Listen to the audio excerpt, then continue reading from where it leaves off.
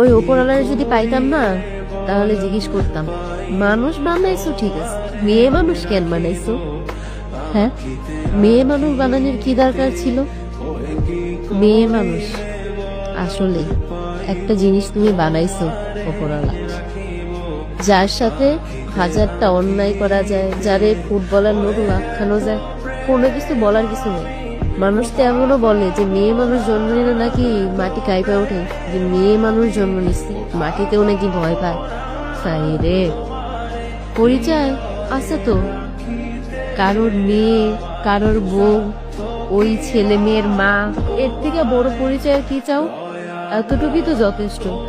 তারপরেও যদি কেউ পরিচয় বানাইতে যায়, তাহলে সমাজের মানুষ কি বলে জানেন? ওই মেয়ে মানুষের সাথে মিশো না, ওই মেয়ে মানুষ ভালো না, তার বিরতে বেরোয়, চাকরি করে। মেয়ে মানুষকে চাকরি করা মানায়? নিজের পরিচয় করব?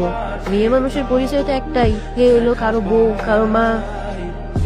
এর থেকে বড় পরিচয় মেয়ে মানুষের হইতে পারে? বিয়ের পরে বাবার বাড়িতে যাবেন, তারপরেও কি হবে জানেন? শ্বশুর শাশুড়ি জামাইয়ের অনুমতি লাগবে। যদি তারা অনুমতি দেয় তাহলে যাইতে পারবেন, না হলে যাইতে পারবেন না। তারপরে ধরেন কান্না করবেন, পারবেন কান্না করবেন, তাতে কোনো সমস্যা নাই। বালিশে মুখ গুজে কান্না করবেন, সংসারের সমস্ত কাজ করবেন, কান্না করতে পারেন, সমস্যা নেই। কিন্তু এই যে মুখটা আছে না, মুখে সব সময় মধুর মধুর কথা বলবেন, আর একটা সুন্দর হাসি রাখবেন, চোখের জল যেন কেউ দেখতে না পারে। নিরিবিলি যে কান্না করবেন সেই সুযোগটাও নাই। এতটাই মেয়ে মানুষকে ভালোবাসে ভগবান যে নিরিবিলি কান্না করার মতো সুযোগটাও সে দেয় নাই। ওয়াশরুমে গিয়ে কান্না করবেন, তাতেও সমস্যা আছে। বাড়ির লোকজন বলবে, কি করা হতো সময় ওয়াশরুমে? বাড়ির কাম কাজ ফালায় ওয়াশরুমে গিয়ে বসে থাকো। সবসময় মনে রাখতে হবে তুমি কি, তুমি হচ্ছে একজন মেয়ে মানুষ।